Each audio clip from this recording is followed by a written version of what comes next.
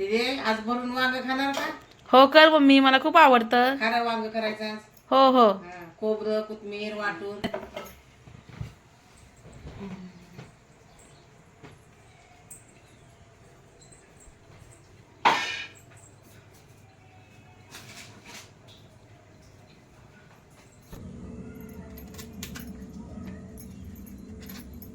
असं खोबरं कापून घ्यायचं आधी.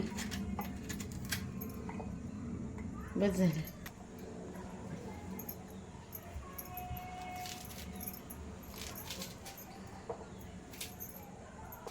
याच्यामध्ये खोबरं कोथिंबीर लसूण आता वाटून घ्यायचं. आता हे वाटण आपलं तयार झालं. टाकायचं चवीनुसार.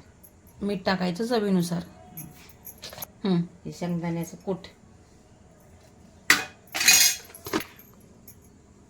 आता ही अशी वांगी कापून घ्यायची.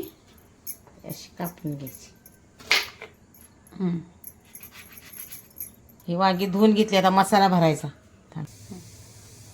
ही मसाला खऱ्या वांग्याचा. हा आमचा स्पेशल घाटी मसाला आहे, जो आम्ही घरी तयार करतो. तो टाकला ह्याच्यामध्ये. आता हळद टाकायची. तेल जिरं हळद. आता हे असं सगळं हे मिक्स करून घ्यायचं आधी हाताने. आणि मग असं वांग्यात ह्यात उचलून असं भरायचा मसाला वांग्यात. आणि हे असं तेलात सोडायचं मसाला घातल्यावर. तरी कधी जरा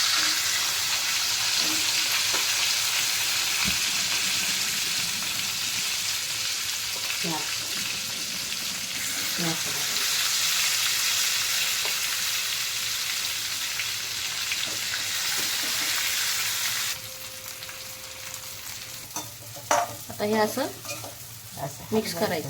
मिक्स करायचं. पाणी वाटायचं शिजायपुरतं.